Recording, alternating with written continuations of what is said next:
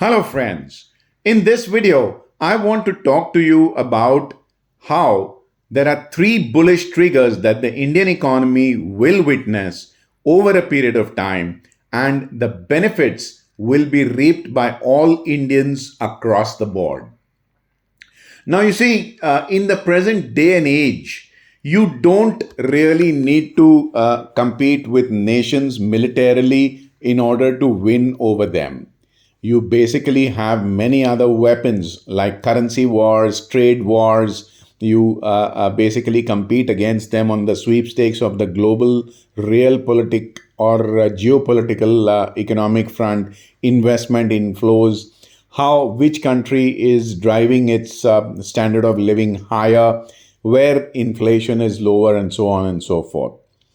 Now, the Indian government understands the changing landscape of what's happening around the world, and they are also taking steps to forge ahead.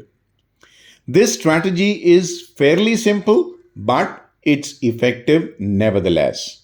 When I was associated with another company, as a consultant, I had recorded a video over a year and a half ago as to how the Indian trade agreement with the United Arab Emirates, called CEPA, or the Comprehensive Economic Partnership Agreement, which came into effect on 1st of May 2022. Although it was signed on 18th of February 2022, it was implemented on 1st of May.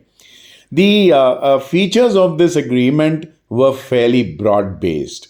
They range from goods and services, import and export, investments into each other's nations, trade regulations, digital payments and trading, intellectual property rights, cyber security, healthcare, food and energy security, government procurements, etc. Now, both countries have agreed to allow each other greater access to each other's marketplaces. Custom tariffs on at least 80% of the goods were either to be reduced drastically or maybe even forced down to zero. Custom clearance of trade that takes place under the CEPA would be prioritized. So, for example, if there were goods coming into India from CEPA trade, and there were also goods coming in from non-CEPA trade from another country, the CEPA goods that were landing in India would be cleared by the customs first. 1 year down the line, it's been over a year since the CEPA came into effect. 1 year down the line, we need to do a reality check and see what the results are. Now, the data that I have at hand is between April 2022 to November 2022. The traded value has risen from US dollars 45.3 billion to US dollars 57.8 billion, which is an increase of 27.5% in the comparable period in the prior year. Indian exports to the United Arab Emirates grew to US dollars 20.80 billion from US dollar 17.45 billion, which is an increase of 19.20% in the same period.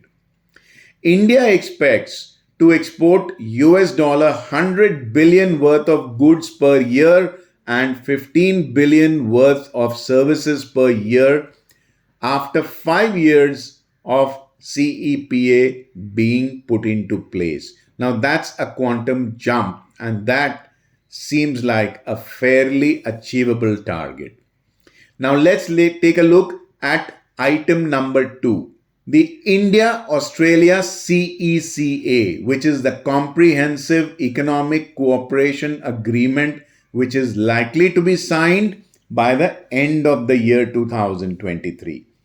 It will cover items like renewable energy, green hydrogen, trade and commerce, and easier regulations for Indian students to study in Australia. Currently, both countries have a ECTA, which is Economic Cooperation Trade Agreement, which is more of a interim agreement till the CECA comes into place. Australia is a gigantic country, both in terms of landmass and in terms of trade and natural resources. The Aussie dollar, which is the Australian currency, is also known as a commodity currency. The reason being, Australia derives a lot of its foreign exchange from exports of natural resources. It exports natural gas, oil, industrial and precious metals, and also coal. To that extent, trade with Australia can provide energy security to India where coal, gas, and oil are concerned. And this will help us to compete against the Chinese in the global business arena. The third positive factor that I'm looking forward to is the India-UK FTA, or the Free Trade Agreement. Now, both countries are working on this FTA, and this FTA, once signed, will expedite the free flow of goods and services between the two countries, and the scope of bilateral trade will include automobiles, computer hardware, software, capital goods, and again, easier regulations for Indian students to study in the UK. Now, just when you thought that you had three big triggers to look forward to, one of which, the CEPA, is already in place and yielding results, and two are in the pipeline. Australia, of course, is already under the ECTA. Just when you think that you've had a lot of good news to basically digest, I need to give you the icing on the cake. Now, the Indian government understands the need for expanding its trade to grow its GDP without having to have trade deficits in the US dollar. And it is purely because of this consideration that recently, last week, the government of India and the UAE jointly announced their decision to extend the scope of the CEPA further, and logically so, to settle their payments for imports and exports in the Indian National Rupee and the UAE Dirhams, which means we are to settle each other's trade deficits in our local currencies without involving the US dollar. And this is in line with the government strategy to basically encourage all our regular trading partners to transact more and more with us in Indian rupees.